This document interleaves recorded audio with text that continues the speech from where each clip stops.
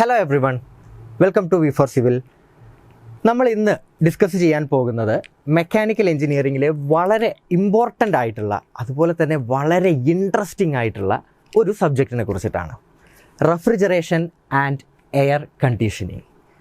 പേര് കേട്ടാൽ തന്നെ നമുക്കറിയാം അല്ലേ, രണ്ട് ഭാഗങ്ങളുണ്ട്, റെഫ്രിജറേഷനും അതുപോലെ എയർ കണ്ടീഷനിങ്ങും. അപ്പോൾ ഈ രണ്ട് വാക്കുകളും നമുക്ക് വളരെ സുപരിചിതമാണ് അല്ലേ. നമ്മൾ റെഫ്രിജറേറ്ററും അല്ലെങ്കിൽ എയർ കണ്ടീഷണർ, നമ്മളെന്താ പറയുക, AC. റെഫ്രിജറേറ്ററിന് നമ്മൾ എന്താണ് സാധാരണ വിളിക്കാറുള്ളത്? ഫ്രിഡ്ജുകൾ എന്ന് നമ്മൾ വിളിക്കാറുണ്ട് അല്ലേ. നമ്മൾ വീട്ടിലൊക്കെ ഫ്രിഡ്ജ് ഉപയോഗിക്കാറുണ്ട്. അപ്പോൾ നമുക്ക് നോക്കാം, ഈ റെഫ്രിജറേറ്ററും എയർ കണ്ടീഷണറിനെയും കുറിച്ചിട്ടാണ് നമ്മൾ പഠിക്കാൻ പോകുന്നത്. സാധാരണ നമ്മൾ എവിടെയൊക്കെയാണ് റെഫ്രിജറേറ്ററുകൾ ഉപയോഗിക്കാറുള്ളത്, അതുപോലെ തന്നെ നമ്മൾ എവിടെയൊക്കെയാണ് എയർ കണ്ടീഷണർ അല്ലെങ്കിൽ AC ഉപയോഗിക്കാറുള്ളത് എന്ന് നമുക്ക് നോക്കാം. നമ്മുടെ വീടുകളിലൊക്കെ നമ്മൾ ഫുഡ് പ്രിസർവ് ചെയ്യുന്നതിന് വേണ്ടിയിട്ട്, നമ്മുടെ ഉണ്ടാക്കിയിട്ടുള്ള ഭക്ഷണമൊക്കെ നമ്മൾ സൂക്ഷിച്ച് വെക്കുന്നതിന് വേണ്ടിയിട്ട് നമ്മൾ എന്തുപയോഗിക്കാറുണ്ട്? നമ്മൾ ഫ്രിഡ്ജുകൾ അല്ലെങ്കിൽ റെഫ്രിജറേറ്ററുകൾ ഉപയോഗിക്കാറുണ്ട്. അതുപോലെ തന്നെ നമ്മൾ ഡ്രഗ്സ്, അതായത് മരുന്നുകൾ, അതുപോലെ വാക്സിനുകൾ ഒക്കെ സ്റ്റോർ ചെയ്യുന്നതിന് വേണ്ടിയിട്ട് നമ്മൾ സാധാരണ റെഫ്രിജറേറ്റർ ഉപയോഗിക്കാറുണ്ട്. പിന്നെ നമ്മൾ നോക്കുകയാണ് എന്നുണ്ടെങ്കിൽ ഐസ് പ്ലാന്റുകളിൽ നമ്മൾ ഐസ് ഉണ്ടാക്കുന്നതിന് വേണ്ടിയിട്ട് നമ്മൾ റെഫ്രിജറേറ്റർ ഉപയോഗിക്കാറുണ്ട്. ഇനി കെമിക്കൽസ് സ്റ്റോർ ചെയ്യുന്നതിന് വേണ്ടിയിട്ട് നമ്മൾ ഉപയോഗിക്കാറുണ്ട്? നമ്മൾ റെഫ്രിജറേറ്റർ ഉപയോഗിക്കാറുണ്ട്. അങ്ങനെ ഒരുപാട് സ്ഥലങ്ങളിൽ, ഒരുപാട് ആപ്ലിക്കേഷനുകളിൽ നമ്മൾ ഉപയോഗിക്കാറുണ്ട്? റെഫ്രിജറേറ്ററുകൾ നമ്മൾ ഉപയോഗിക്കാറുണ്ട്. ഇനി എയർ കണ്ടീഷണറിൻ്റെ കാര്യം എടുത്താലോ, നമ്മളെ വീടുകളിലൊക്കെ നമ്മൾ കംഫർട്ടിന് വേണ്ടിയിട്ട് നമ്മൾ എയർ കണ്ടീഷണറുകൾ ഉപയോഗിക്കാറുണ്ട്. അതുപോലെ തന്നെ ഓഫീസുകളിൽ ഉപയോഗിക്കാറുണ്ട്, ഓഫീസസിൽ ഉപയോഗിക്കാറുണ്ട്. ഇനി നമ്മൾ നോക്കുകയാണെങ്കിൽ, നമ്മളൊരു ഫിലിമിന് പോവുകയാണെങ്കിൽ ഒരു സിനിമ തിയേറ്ററിൽ നമ്മൾ ഉപയോഗിക്കാറുണ്ട് അല്ലേ, ഒരു സിനിമ തിയേറ്ററിൽ ഉപയോഗിക്കാറുണ്ട്. ഇനി ഹോസ്പിറ്റൽസിൽ ICUകളിലൊക്കെ വളരെ നിർബന്ധമായിട്ടുള്ള ഒരു കാര്യമാണ് എയർ കണ്ടീഷനിങ് എന്ന് പറഞ്ഞു കഴിഞ്ഞാൽ. ഇനി നമ്മൾ ഓഡിറ്റോറിയങ്ങൾ, റെസ്റ്റോറൻറ്റ്സ്, ഇവിടെയെല്ലാം നമ്മൾ ഉപയോഗിക്കാറുണ്ട്? ഈ ഒരു എയർ കണ്ടീഷണർ നമ്മൾ ഉപയോഗിക്കാറുണ്ട് അല്ലേ. അപ്പോൾ എന്താണ് ഈ രണ്ട് ഉപകരണങ്ങളും, റെഫ്രിജറേറ്ററും അതുപോലെ തന്നെ എയർ കണ്ടീഷണറും, ഈ രണ്ട് ഉപകരണങ്ങളും നമ്മളൊരു സബ്ജക്റ്റിൽ തന്നെ പഠിക്കുന്നതിന് എന്തെങ്കിലും കാരണം ഉണ്ടായിരിക്കുമല്ലോ? ഉണ്ട്. എന്താണ് ആ കാരണം? ഇവിടെ രണ്ടും നമ്മൾ നോക്കിക്കഴിഞ്ഞാൽ ഒരു റെഫ്രിജറേറ്ററിൻ്റെയും അതുപോലെ ഒരു എയർ കണ്ടീഷണറുടെയും പ്രവർത്തനം ഏകദേശം ഒരുപോലെയാണ് വരുന്നത്. അതുകൊണ്ട് തന്നെയാണ് നമ്മൾ റെഫ്രിജറേറ്ററും എയർ കണ്ടീഷണറും ഒരേ സബ്ജക്റ്റിൽ നമ്മൾ പഠിക്കുന്നത്. ഇനി നമ്മൾ നോക്കുകയാണെന്നുണ്ടെങ്കിൽ നമുക്ക് ആദ്യം റെഫ്രിജറേഷനെ കുറിച്ചും അതിനുശേഷം എയർ കണ്ടീഷനിങ്ങിനെ കുറിച്ചിട്ടും വളരെ ഡീറ്റെയിൽ ആയിട്ട് നമുക്ക് പഠിക്കാം. അപ്പോൾ നമ്മൾ ഇത് രണ്ടും ഏകദേശം ഒരുപോലെയാണ് വർക്ക് ചെയ്യുന്നത് എന്ന് നമ്മൾ പറഞ്ഞു. അപ്പോൾ പിന്നെ എന്താണ് അതിലുള്ള വ്യത്യാസം എന്നുകൂടെ നമ്മൾ അറിഞ്ഞിരിക്കണ്ടേ? നമുക്ക് നോക്കാം, എന്താണ് ഒരു റെഫ്രിജറേറ്ററും അതുപോലെ ഒരു എയർ കണ്ടീഷണറും തമ്മിലുള്ള വ്യത്യാസം എന്ന് ചോദിച്ചു കഴിഞ്ഞാൽ, ഒരു റെഫ്രിജറേറ്റർ നമ്മൾ സാധാരണ ഉപയോഗിക്കുന്നത്, നമ്മളെ വീട്ടിലുള്ള ഒരു റെഫ്രിജറേറ്ററിൻ്റെ കേസ് തന്നെ നമുക്ക് എടുക്കാം. നമ്മളെ വീട്ടിലുള്ള ഒരു ഫ്രിഡ്ജ് നമ്മൾ എടുക്കുകയാണെന്നുണ്ടെങ്കിൽ, ഇതിപ്പോൾ ഒരു ഫ്രിഡ്ജാണെന്ന് വിചാരിക്കുക. ആ ഫ്രിഡ്ജിൻ്റെ ഉള്ളിൽ നമുക്ക് എന്തുണ്ട്? ഒരു ഫ്രീസർ ഉണ്ട് അല്ലേ. ഒരു ഫ്രീസർ ഉണ്ട്. നമുക്ക് ഏറ്റവും ലോവസ്റ്റ് ആയിട്ടുള്ള ടെമ്പറേച്ചർ നമുക്ക് ലഭിക്കുന്നത് ഈ ഒരു ഫ്രീസറിൻ്റെ ഉള്ളിലാണ്. ഇനി എന്താണ് യഥാർത്ഥത്തിൽ ഈ ഒരു ഫ്രിഡ്ജിനുള്ളിൽ സംഭവിക്കുന്നതെന്നറിയോ? ഈ ഫ്രിഡ്ജിൻ്റെ ഫ്രീസറിന് ചുറ്റും കോയിലുകൾ, ഇങ്ങനെ അതിന് ചുറ്റും കോയിലുകൾ ഉണ്ട്. കോയിലുകൾ എന്ന് പറഞ്ഞു കഴിഞ്ഞാൽ എന്താണ്? ഒരു പൈപ്പ് അല്ലേ. അതിനുള്ളിലൂടെ ഒരു ലിക്വിഡ് ഇതിനുള്ളിലൂടെ കടന്നു പോകുന്നുണ്ട്. ഇങ്ങനെ ഈ ഒരു ഫ്രീസറിന് ചുറ്റും കടന്നു പോകുന്നുണ്ട്, പാസ് ചെയ്യുന്നുണ്ട്. ഇങ്ങനെ വളരെ കോൾഡ് ആയിട്ടുള്ള ഒരു ലിക്വിഡാണ് ഈ ഒരു ഫ്രീസറിന് ചുറ്റും ഇത്തരത്തിൽ കടന്നു പോയിക്കൊണ്ടിരിക്കുന്നത്. അപ്പോൾ വളരെ കോൾഡ് ആയിട്ടുള്ള ഈ ഒരു ലിക്വിഡ് ഈ ഒരു ഫ്രീസറിന് ചുറ്റും കടന്നു പോയിക്കൊണ്ടിരിക്കുമ്പോൾ എന്താണ് സംഭവിക്കുന്നത്? ഇതിനുൾവശത്തുള്ള ഈ ഒരു സ്പേസിൽ, ഇതിനുൾവശത്തെ ഈ ഒരു സ്പേസിലുള്ള ഹീറ്റ് എനർജിയെ ഈ ഒരു ലിക്വിഡ് കണ്ടിന്യൂസ് ആയിട്ട് അബ്സോർബ് ചെയ്തുകൊണ്ടിരിക്കുകയാണ്. അങ്ങനെ ഈ ഒരു സ്പേസിലെ ഹീറ്റ് എനർജിയെ കണ്ടിന്യൂസ് ആയിട്ട് ഈ ഒരു ലിക്വിഡ് അബ്സോർബ് ചെയ്യുകയും അത് പുറത്തേക്ക് ക്യാരി ചെയ്ത് കൊണ്ടുപോവുകയും ചെയ്യുന്നു. അപ്പോൾ സ്വാഭാവികമായിട്ടും എന്താണ് സംഭവിക്കുന്നത്? ഈ ഒരു സ്റ്റോറേജ് സ്പേസിലുള്ള ഹീറ്റ് എനർജിയാണ് ഈ ഒരു ലിക്വിഡ് അബ്സോർബ് ചെയ്ത് കൊണ്ടുപോയിരിക്കുന്നത് അല്ലേ? അപ്പോൾ സ്വാഭാവികമായിട്ടും ഈ സ്റ്റോറേജ് സ്പേസിലെ എനർജി, ഹീറ്റ് എനർജി തീർന്നു പോയിക്കൊണ്ടിരിക്കും അല്ലേ? അതേ ഹീറ്റ് എനർജി എല്ലാം ആര് കൊണ്ടുപോവാണ്? ഈ ഒരു ലിക്വിഡ് കൊണ്ടുപോവാണ്.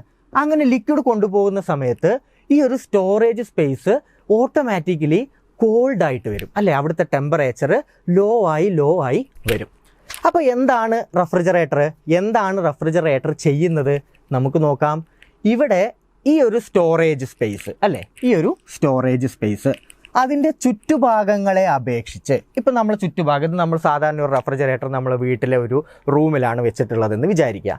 അപ്പോൾ ആ റൂമിലെ ടെമ്പറേച്ചർ നമുക്ക് നോക്കാം, ഒരു മേ ബി ഒരു 30 ഡിഗ്രി സെൽഷ്യസോ 32 ഡിഗ്രി സെൽഷ്യസോ അറ്റ്മോസ്ഫറിക് കണ്ടീഷൻസ് അല്ലേ, അത് മാറിക്കൊണ്ടേയിരിക്കും. നമുക്കൊരു 30 ഡിഗ്രി സെൽഷ്യസ് എടുക്കാം, ഒരു 30 ഡിഗ്രി സെൽഷ്യസ് ടെമ്പറേച്ചറാണ് പുറത്തുള്ളതെന്ന് വിചാരിക്കുക.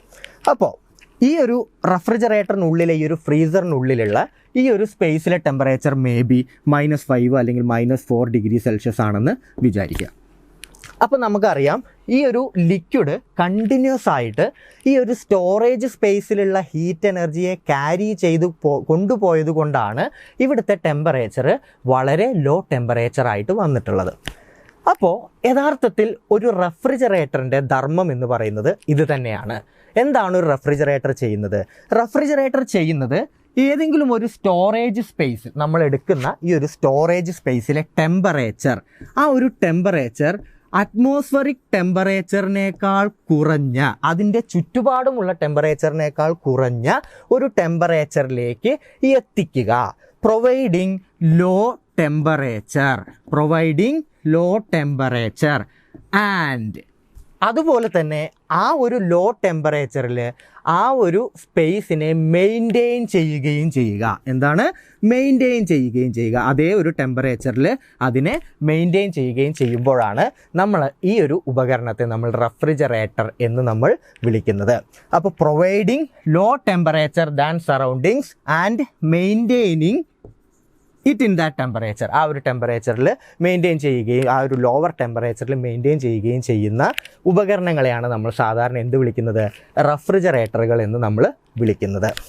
അങ്ങനെയാണെന്നുണ്ടെങ്കിൽ ഇത്തരത്തിലൊരു ലോ ടെമ്പറേച്ചർ മെയിൻറ്റെയിൻ ചെയ്യുക തന്നെയല്ലേ ഒരു എയർ കണ്ടീഷണറും ചെയ്യുന്നത്? ഒരു എയർ കണ്ടീഷണർ എന്ന് പറഞ്ഞു കഴിഞ്ഞാൽ നമുക്ക് എന്താണ് പെട്ടെന്ന് ഓർമ്മ വരുന്നത്? നമുക്ക് ഒരു കോൾഡ് ആയിട്ടുള്ള, വളരെ പ്ലസൻ്റ് ആയിട്ടുള്ള, കംഫർട്ടായിട്ടുള്ള ഒരു അറ്റ്മോസ്ഫിയറാണ് നമുക്ക് ഓർമ്മ വരുന്നത് അല്ലേ? അപ്പോൾ നമുക്ക് നോക്കാം. അപ്പോൾ ഒരു റെഫ്രിജറേറ്റർ ഇങ്ങനെയാണ് ചെയ്യുന്നതെന്ന് നമ്മൾ പറഞ്ഞു. അങ്ങനെയാണെങ്കിൽ ഒരു എയർ കണ്ടീഷണർ എന്താണ് ചെയ്യുന്നത് എന്ന് നമുക്ക് നോക്കാം. എയർ കണ്ടീഷണർ, ആ പേരിൽ തന്നെ ഉണ്ട് എന്ത്? എയർ കണ്ടീഷൻ ചെയ്യുക അല്ലേ? അപ്പോൾ എയർ കണ്ടീഷൻ ചെയ്യണം, അല്ലാതെ എയറിനെ തണുപ്പിച്ചാൽ മാത്രം പോരാ എന്നാണ് പറയുന്നത്. അപ്പോൾ എയറിൻ്റെ കണ്ടീഷൻ ചെയ്യുക എന്ന് പറഞ്ഞു കഴിഞ്ഞാൽ എന്താണ്? നമുക്ക് വളരെ കംഫർട്ടബിൾ ആയിട്ടുള്ള ഒരു അറ്റ്മോസ്ഫിയർ നമുക്ക് ക്രിയേറ്റ് ചെയ്ത് തരണം. അപ്പോൾ ഈ കംഫർട്ടബിൾ ആയിട്ടുള്ള അറ്റ്മോസ്ഫിയർ എന്ന് പറഞ്ഞു കഴിഞ്ഞാൽ അത് ടെമ്പറേച്ചർ മാത്രമാണോ? അല്ല, ടെമ്പറേച്ചറും വേണം അല്ലേ? നമുക്ക് വളരെ ഹോട്ടായി കഴിഞ്ഞാലും വളരെ കോൾഡായി കഴിഞ്ഞാലും നമുക്ക് ഡിഫിക്കൽറ്റി അനുഭവപ്പെടും അല്ലേ? അപ്പോൾ നമുക്ക് വളരെ കംഫർട്ടബിൾ ആയിട്ടുള്ള ഒരു അറ്റ്മോസ്ഫിയറിലേക്ക് നമ്മുടെ ചുറ്റുമുള്ള എയറിനെ കണ്ടീഷൻ ചെയ്തെടുക്കുന്ന ഉപകരണങ്ങളാണ് എയർ കണ്ടീഷണറുകൾ. അപ്പോൾ ഒരു എയർ കണ്ടീഷണർ എന്ന് പറഞ്ഞു കഴിഞ്ഞാൽ എന്ത് കൺട്രോൾ ചെയ്യണം? അതിന് നമ്മുടെ അറ്റ്മോസ്ഫിയറിലെ അല്ലെങ്കിൽ നമുക്ക് ചുറ്റുമുള്ള ആ ഒരു ടെമ്പറേച്ചർ നമുക്ക് കംഫർട്ടബിൾ ആയിട്ടുള്ള ഒരു വാല്യൂയിലേക്ക് അല്ലെങ്കിൽ കംഫർട്ടബിൾ ആയിട്ടുള്ള ഒരു ടെമ്പറേച്ചറിലേക്ക് ചുറ്റുപാടിനെ എത്തിക്കണം. അതുപോലെ തന്നെ നമുക്ക് വളരെ വിഷലിപ്തമായിട്ടുള്ള അല്ലെങ്കിൽ വളരെ ഡസ്റ്റ് പൊടിപടലങ്ങളോ അല്ലെങ്കിൽ വിഷവാതകങ്ങളോ അല്ലെങ്കിൽ ഇപ്പം നമ്മളൊരു ഹോസ്പിറ്റലിൻ്റെ കേസ് എടുക്കുകയാണെന്നുണ്ടെങ്കിൽ ഒരുപാട് രോഗങ്ങളുമായിട്ടാണ് അവിടെ ആൾക്കാർ വരുന്നത് അല്ലേ? അതല്ല എന്നുണ്ടെങ്കിൽ ഇപ്പം നമ്മളൊരു തിയേറ്ററിൽ ഇരിക്കുകയാണെന്നുണ്ടെങ്കിൽ, ഇപ്പോൾ കൊറോണയൊക്കെ വന്ന സാഹചര്യത്തിൽ എല്ലാവർക്കും അറിയാം നമ്മൾ തിയേറ്ററുകളൊക്കെ അടച്ചു പൂട്ടുകയാണ് ഉണ്ടായത് ഗവൺമെൻറ്. എന്തുകൊണ്ടാണ് അങ്ങനെ ചെയ്തത്? ഒരുപാട് പേര് ഒരുമിച്ചിരിക്കുന്ന ഒരു സാഹചര്യമാണ്. അപ്പോൾ അവിടെ ഒരുപാട് പേർക്ക് പലതരത്തിലുള്ള അസുഖങ്ങൾ ഉണ്ടാവാം. അപ്പോൾ അതെല്ലാം അതിൻ്റെ ആ ഒരു വൈറസുകളെല്ലാം ഈ ഒരു അറ്റ്മോസ്ഫിയറിലേക്ക് നമ്മൾ ശ്വസിക്കുന്ന സമയത്ത് പോവുകയും അപ്പോൾ അത് വീണ്ടും വീണ്ടും മറ്റുള്ളവർ ശ്വസിക്കാൻ ഇടവരികയും ചെയ്തു കഴിഞ്ഞാൽ ആ രോഗം പകർന്നു പിടിക്കാനുള്ള സാധ്യത ഉണ്ട് അല്ലേ. അപ്പോൾ ഇനിയിപ്പോൾ അത് മാത്രമല്ല, ഇപ്പോൾ ഒരു കെമിക്കൽ ഫാക്ടറി ആണെന്ന് വിചാരിക്കുക. അപ്പോൾ അവിടെ ഒരുപാട് കെമിക്കൽ റിയാക്ഷൻസ് നടക്കുന്നുണ്ട്. അപ്പോൾ കെമിക്കൽ റിയാക്ഷൻസ് ഒക്കെ നടക്കുന്ന സമയത്ത് വല്ല വിഷവാതകങ്ങളൊക്കെ ഉണ്ടാവുകയൊക്കെയാണെന്നുണ്ടെങ്കിൽ അത് നമ്മൾ ശ്വസിച്ച് കഴിഞ്ഞാലും നമുക്ക് അപായം സംഭവിക്കാനുള്ള സാധ്യതയുണ്ട്. അപ്പോൾ അത്തരത്തിൽ ടെമ്പറേച്ചർ മാത്രമല്ല എയർ കണ്ടീഷണർ കണ്ടീഷൻ ചെയ്യുന്നത്, നമുക്ക് ആ ഒരു എയറിൻ്റെ പ്യൂരിറ്റി, അതിൻ്റെ പ്യൂരിറ്റി കൂടി നമുക്ക് എന്ത് ചെയ്യാനുണ്ട്, കണ്ടീഷൻ ചെയ്യാനുണ്ട്. പ്യുവറായിട്ടുള്ള എയർ നമുക്ക് സപ്ലൈ ചെയ്യേണ്ടതുണ്ട്. അതുപോലെ തന്നെ ഹ്യൂമിഡിറ്റി നമ്മൾ കൺട്രോൾ ചെയ്യാനുണ്ട്. അപ്പോൾ ഹ്യൂമിഡിറ്റിയെക്കുറിച്ചൊക്കെ നമുക്ക് വളരെ ഡീറ്റെയിൽ ആയിട്ട് നമുക്ക് പഠിക്കാനുള്ളതാണ്. അപ്പോൾ ഹ്യൂമിഡിറ്റി എന്ന് പറഞ്ഞു കഴിഞ്ഞാൽ നമ്മുടെ അറ്റ്മോസ്ഫിയറിലുള്ള വാട്ടർ വേപ്പറിൻ്റെ കണ്ടൻറ്റിനെ, വെള്ളത്തിൻ്റെ ജലകണങ്ങളുടെ കണ്ടൻറ്റിനെയാണ് നമ്മൾ എന്ത് പറയുന്നത്, ഹ്യൂമിഡിറ്റി എന്ന് വിളിക്കുന്നത്. അപ്പോൾ ഹ്യൂമിഡിറ്റി വളരെ കൂടിയാലും പ്രശ്നമാണ്, ഹ്യൂമിഡിറ്റി വളരെ കുറഞ്ഞാലും പ്രശ്നമാണ്. അപ്പോൾ ഹ്യൂമിഡിറ്റി എന്ന് പറയുന്ന ഈ ഒരു ടേം ഓർത്ത് വെക്കുക. ഇനി നമ്മൾ ഭാവിയിലുള്ള ക്ലാസ്സുകളിൽ നമ്മൾ വളരെ ഡീറ്റെയിൽ ആയിട്ട് നമുക്ക് ഹ്യൂമിഡിറ്റിയെക്കുറിച്ച് പഠിക്കാനുണ്ട്. അപ്പോൾ ഈ ഹ്യൂമിഡിറ്റി, വായുവിലുള്ള വാട്ടർ വേപ്പറിൻ്റെ കണ്ടൻറ്റിനെ കൺട്രോൾ ചെയ്യുക എന്നുള്ളതും ഒരു എയർ കണ്ടീഷണറിൻ്റെ ഡ്യൂട്ടിയാണ്. പിന്നെ അത് മാത്രമല്ല, നമുക്കറിയാം ഒരു AC നമ്മൾ വെക്കുകയാണെങ്കിൽ, എയർ കണ്ടീഷണർ നമ്മൾ വെക്കുകയാണെങ്കിൽ അതൊരു ക്ലോസ്ഡ് ആയിട്ടുള്ള അല്ലേ, അല്ലെങ്കിൽ എന്താണ് സംഭവിക്കുക, പുറത്തുനിന്ന് എയർ കണ്ടിന്യൂസ് ആയിട്ട് ഇപ്പോൾ വിൻഡോ വഴിയൊക്കെ കയറി വരികയാണെങ്കിൽ, അല്ലെങ്കിൽ വെൻറ്റിലേറ്റർ വഴിയൊക്കെ റൂമിനുള്ളിലേക്ക് എയർ കയറി വരികയാണെന്നുണ്ടെങ്കിൽ നമുക്ക് ആ ഒരു കൂളിംഗ് ഇഫക്റ്റ് അല്ലെങ്കിൽ എയർ കണ്ടീഷണർ എഫക്റ്റ് കിട്ടില്ല. അപ്പോൾ എയർ കണ്ടീഷൻ ചെയ്തിട്ടുള്ള ഒരു റൂം എപ്പോഴും വളരെ ക്ലോസ്ഡ് ആയിട്ടായിരിക്കും ഇരിക്കുന്നത് അല്ലേ. അപ്പോൾ അങ്ങനെ ക്ലോസ്ഡ് ആയിട്ട് ഇരിക്കുന്ന സമയത്ത് സംഭവിക്കുന്ന ഒരു പ്രോബ്ലം എന്താണെന്ന് പറഞ്ഞു കഴിഞ്ഞാൽ, നമുക്ക് ആവശ്യത്തിനുള്ള എയർ, നമുക്ക് ശ്വസിക്കാൻ ആവശ്യത്തിനുള്ള എയർ നമുക്ക് കിട്ടിക്കൊണ്ടേയിരിക്കണം അല്ലേ. വളരെ കോൾഡായിട്ടുള്ളതോ അല്ലെങ്കിൽ വളരെ കണ്ടീഷൻ ചെയ്തിട്ടുള്ള എയർ നമുക്ക് കണ്ടിന്യൂസ് ആയിട്ട് നമ്മൾ ആവശ്യത്തിനുള്ള ക്വാണ്ടിറ്റി ഓഫ് എയർ നമുക്ക് കിട്ടിക്കൊണ്ടേയിരിക്കണം. അതല്ല എന്നുണ്ടെങ്കിലും നമുക്ക് അത് വളരെ ബുദ്ധിമുട്ടുണ്ടാക്കും. അപ്പോൾ വെലോസിറ്റി ഓഫ് എയർ നമുക്ക് കിട്ടിക്കൊണ്ടിരിക്കുന്ന ആ ഒരു എയർ കണ്ടീഷനിൽ നിന്ന് നമുക്ക് കിട്ടിക്കൊണ്ടിരിക്കുന്ന എയറിൻ്റെ ക്വാണ്ടിറ്റി അല്ലെങ്കിൽ അതിൻ്റെ വെലോസിറ്റി നമ്മൾ കൺട്രോൾ ചെയ്തിരിക്കണം. ആവശ്യത്തിനുള്ള അളവിനുള്ള ഒരു എയർ നമുക്ക് കിട്ടിക്കൊണ്ടേ ഇരിക്കണം. അപ്പോൾ ഇങ്ങനെ ഈ ഒരു 4 കാര്യങ്ങളുടെ ടെമ്പറേച്ചർ, അതുപോലെ പ്യൂരിറ്റി, ഹ്യൂമിഡിറ്റി, വെലോസിറ്റി, ഇങ്ങനെയുള്ള ഈ 4 കാര്യങ്ങളുടെ സൈമൾട്ടേനിയസ് കൺട്രോളാണ് എയർ കണ്ടീഷനിങ് എന്ന് പറയുന്നത്. Simultaneous control of this 4 things, ഈ 4 എണ്ണത്തിൻ്റെ സൈമൾട്ടേനിയസ് കൺട്രോളിനെയാണ് നമ്മൾ എന്ത് പറയുന്നത്, എയർ കണ്ടീഷനിങ് എന്ന് പറയുന്നത്. അപ്പോൾ അത് തന്നെയാണ് റെഫ്രിജറേറ്ററും എയർ കണ്ടീഷനിങ്ങും തമ്മിലുള്ള വ്യത്യാസം. റെഫ്രിജറേറ്റർ എന്ന് പറഞ്ഞു കഴിഞ്ഞാൽ എന്താണ്, അതിൻ്റെ ചുറ്റുപാടിനെ അപേക്ഷിച്ച് ഒരു ലോ ആയിട്ടുള്ള ഒരു ടെമ്പറേച്ചറിലേക്ക് ആ ഒരു സ്റ്റോറേജ് സ്പേസിനെ എത്തിക്കുക എന്നുള്ളത് മാത്രമാണ് ഒരു റെഫ്രിജറേറ്റർ ചെയ്യുന്നതെങ്കിൽ, എയർ കണ്ടീഷണറിന് അത് മാത്രം ചെയ്താൽ പോരാ. ടെമ്പറേച്ചറിൻ്റെ കൺട്രോൾ ചെയ്യണം, പ്യൂരിറ്റി, ആ ഒരു എയറിൻ്റെ പ്യൂരിറ്റി കൺട്രോൾ ചെയ്യണം, അതുപോലെ തന്നെ അതിൻ്റെ വെലോസിറ്റി കൺട്രോൾ ചെയ്യണം, ആവശ്യത്തിന് എമൗണ്ട് ഓഫ് എയർ നമുക്ക് ലഭിക്കുന്നുണ്ടോ എന്നുള്ളത് കൺട്രോൾ ചെയ്യണം, അതുപോലെ തന്നെ ഹ്യൂമിഡിറ്റി, ആ ഒരു അറ്റ്മോസ്ഫിയറിലുള്ള വാട്ടർ വേപ്പറിൻ്റെ കണ്ടൻറ്റും കൺട്രോൾ ചെയ്യണം. അപ്പോൾ ഇത് ആണ് ഒരു റെഫ്രിജറേറ്ററും എയർ കണ്ടീഷണറും തമ്മിലുള്ള വ്യത്യാസം. ഇനി നമുക്ക് വളരെ ഡീറ്റെയിൽ ആയിട്ട് ആദ്യം നമുക്ക് റെഫ്രിജറേറ്ററിനെ കുറിച്ചിട്ട് ഒന്ന് പഠിക്കാം. അതിനുശേഷം നമ്മൾ എയർ കണ്ടീഷനിങ്ങിലേക്ക് പോകാം. അപ്പോൾ നമുക്ക് ഒരു റെഫ്രിജറേറ്റർ, വീണ്ടും നമുക്കൊരു റെഫ്രിജറേറ്റർ എടുക്കുകയാണെന്നുണ്ടെങ്കിൽ നമ്മളൊരു റെഫ്രിജറേറ്റർ എടുക്കാം. നമ്മൾ വീട്ടിലുള്ള ഒരു റെഫ്രിജറേറ്ററാണ്. ആ റെഫ്രിജറേറ്ററിൽ നമ്മൾ പറഞ്ഞതുപോലെ ഒരു ഫ്രീസർ ഉണ്ട്. അതിന് ചുറ്റും ലിക്വിഡ് നമ്മൾ കോയിലുകളായിട്ട് ലിക്വിഡിൽ അതിന് ചുറ്റും കടത്തി വിടുന്നുണ്ട്. ആ സമയത്ത് ഔട്ട്സൈഡ് ടെമ്പറേച്ചർ 30 ഡിഗ്രി സെൽഷ്യസ് നമ്മൾ പറഞ്ഞു. ഇൻസൈഡ് ടെമ്പറേച്ചർ നമുക്കൊരു ഒരു 4 ഡിഗ്രി സെൽഷ്യസ് ആണെന്ന് നമുക്ക് വിചാരിക്കാം അല്ലേ. അപ്പോൾ ഈ ഒരു കോൾഡ് ആയിട്ടുള്ള ഈ ഒരു ലിക്വിഡ് ഇങ്ങനെ കടത്തി വിടുന്നത് കൊണ്ടാണ് ഇതിനുള്ളിലുള്ള ഹീറ്റ് എനർജി എല്ലാം ഈ ഒരു ലിക്വിഡ് അബ്സോർബ് ചെയ്ത് കൊണ്ടുപോകുന്നത്. അപ്പോൾ കണ്ടിന്യൂസ് ആയിട്ട് ഇത്തരത്തിലൊരു കോൾഡ് ലിക്വിഡിനെ നമുക്ക് ഈ ഒരു ഫ്രീസറിന് ചുറ്റും കൊണ്ടുപോകാൻ സാധിക്കുകയാണെങ്കിൽ ഈ ഒരു പ്രോസസ്സ് നമുക്ക് വളരെ കണ്ടിന്യൂസ് ആയിട്ട് ചെയ്യാൻ സാധിക്കും അല്ലേ. കണ്ടിന്യൂസ് ആയിട്ട് നമുക്ക് ഇത്തരത്തിലൊരു കൂളിംഗ് എഫക്റ്റ് നമുക്ക് ക്രിയേറ്റ് ചെയ്യാൻ സാധിക്കും. ഇങ്ങനെ ഒരു ലിക്വിഡ് ഉപയോഗിച്ചുകൊണ്ട് നമ്മൾ ഒരു സ്റ്റോറേജ് സ്പേസിനെ, ഈ ഒരു സ്പേസിനെ ലോ ടെമ്പറേച്ചറിൽ മെയിൻറ്റെയിൻ ചെയ്യുന്ന പ്രോസസ്സാണ് റെഫ്രിജറേഷൻ എന്ന് നമ്മൾ പറഞ്ഞു. അപ്പോൾ അങ്ങനെ ഈ പാസ് ചെയ്യുന്ന ഇതിനുള്ളിലൂടെ പാസ് ചെയ്യുന്ന ഈ ഒരു ലിക്വിഡിനെ നമ്മൾ റഫ്രിജറൻറ്റ് എന്നാണ് പറയുന്നത്. എന്താണ്? റഫ്രിജറൻറ്റ് എന്നാണ് പറയുന്നത്. ഈ ഒരു പ്രോസസ്സിനെയാണ് നമ്മൾ റഫ്രിജറേഷൻ എന്ന് പറയുന്നത്. അതിനുള്ളിലൂടെ പാസ് ചെയ്തുകൊണ്ട് ഹീറ്റ് എനർജിയെ അബ്സോർബ് ചെയ്ത് പുറത്തു കൊണ്ടുപോകുന്ന ആ ഒരു ലിക്വിഡിനെയാണ് നമ്മൾ എന്ത് പറയുന്നത്? റഫ്രിജറൻറ്റ് എന്ന് പറയുന്ന ആ ഒരു സബ്സ്റ്റൻസിനെയാണ് നമ്മൾ റഫ്രിജറൻറ്റ് എന്ന് വിളിക്കുന്നത്. ഇതെല്ലാം ചെയ്യുന്ന ഈ ഒരു ഉപകരണത്തിനെയാണ് നമ്മൾ എന്ത് വിളിക്കുന്നത്? റഫ്രിജറേറ്റർ എന്ന് നമ്മൾ വിളിക്കുന്നത്. ഇതെല്ലാം ചെയ്യുന്ന ഉപകരണത്തിനെയാണ് നമ്മൾ റഫ്രിജറേറ്റർ എന്ന് വിളിക്കുന്നത്. അപ്പോൾ നമുക്ക് നോക്കാം, ഈ ഒരു ലിക്വിഡ് ഇങ്ങനെ ഹീറ്റ് എനർജിയെ കണ്ടിന്യൂസ് ആയിട്ട് ക്യാരി ചെയ്ത് കൊണ്ടുപോവുകയാണ്. ഈ ഒരു ലിക്വിഡിന് പിന്നെ എന്താണ് സംഭവിക്കുന്നത്? ഈ ഒരു ലിക്വിഡ് നമുക്ക് കണ്ടിന്യൂസ് ആയിട്ട് സപ്ലൈ ചെയ്യാൻ സാധിച്ചു കഴിഞ്ഞാൽ നമുക്കറിയാം ഈ ഒരു പ്രോസസ്സ് നമുക്ക് കണ്ടിന്യൂസ് ആയിട്ട് ചെയ്യാമെന്ന് നമുക്കറിയാം. ഇങ്ങനെ ഹീറ്റ് എനർജി ക്യാരി ചെയ്ത് കൊണ്ടുപോകുന്ന ഈ ഒരു ലിക്വിഡിന് പിന്നെ എന്താണ് സംഭവിക്കുന്നത് നമുക്കറിയണ്ടേ? നമുക്ക് നോക്കാം.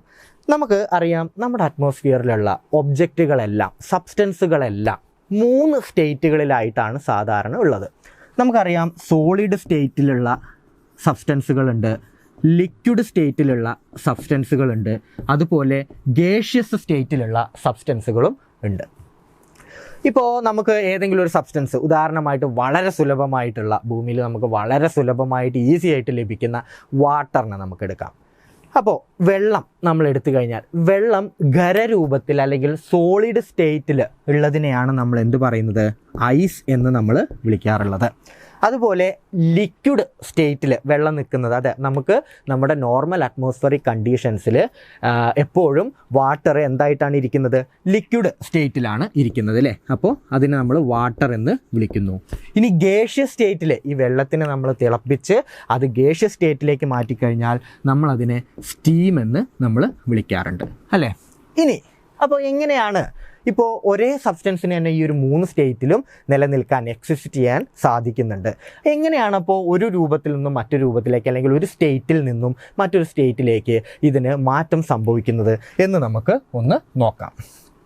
അപ്പോൾ നമ്മളൊരു ഉദാഹരണത്തിന് നമ്മളൊരു ഐസ്, നമ്മൾ വളരെ ലോ ടെമ്പറേച്ചറിലുള്ള ഒരു ഐസ് എടുക്കുകയാണെന്ന് വിചാരിക്കുക.